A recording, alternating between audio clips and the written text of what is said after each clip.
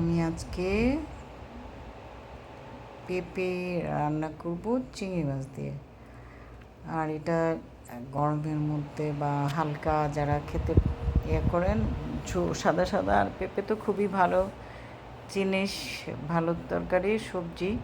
কিন্তু আসলে পেঁপে তরকারিটা এত বেশি খাওয়া হয় না, কিন্তু পেটের জন্য খুবই ভালো থাকে। তো আমি আজকে একটু যে চিংড়ি মাছটা দিয়ে রান্না করব, একদম সাদা সাদা করে রান্না করব। কয়েকদিন ধরে একটু ভাবলাম যে একটু ঝাল ছাড়া তরকারি খাই। তোরা দেখেন, আমাদের সাথে থাকেন। এখন খুবই ভালো হয়েছিল কিন্তু তরকারিটা। এটা হলো একটু একটু হলুদ দিব, একটু ধনিয়া দিব, আর একটু মরিচ দিব। একদম একদমই অল্প। পেঁপেগুলি সাদা থাকবে। তারপরে একটু মরিচ দিলাম, আর একটু দিব হলো ধনিয়া। ধনিয়া দিয়ে তো একটু 1 চামচ। একটু ধনিয়াটা না আসলে স্বাস্থ্যের জন্য ভালো। তো আর আমিও তরকারিতে একটু ধনিয়াটা বেশি ইউজ করি, আমার কাছে তরকারিটা ভালো লাগে। তো এখন এই চিংড়ি মাছটা দিয়ে দিব, কারণ চিংড়ি মাছটা সত্যি বলতে কি, চিংড়ি মাছ দেওয়ার সাথে সাথেই হয়ে যায়, মনে হয় যেন কুক করাই থাকে।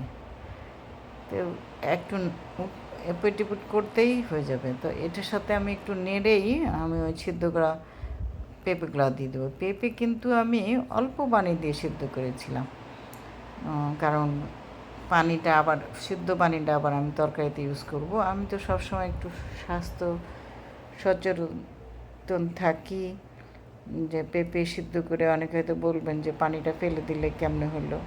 না, ফেলবো না, অল্প একটু পানি দিয়ে সিদ্ধ করা হয়েছে। আর যেই পানিটা থাকবে সেই পানিটা আমি এখন একটু গরম পানির এই পানিটা এই তরকারিটার মধ্যে দিয়ে দিব, আর সাথে আরও একটু গরম পানি দিয়ে রান্না করবো তরকারিটা। তরকারি তো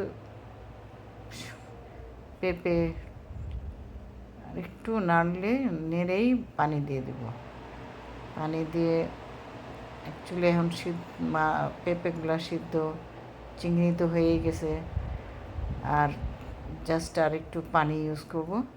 এই যে দেখেন কতগুলো পানি ইউজ করলাম। একটু গরম পানি দিয়ে দিছিলাম, একটু ভালো করে জাল দিয়ে ভালো করে একটু ফুটবে যখন।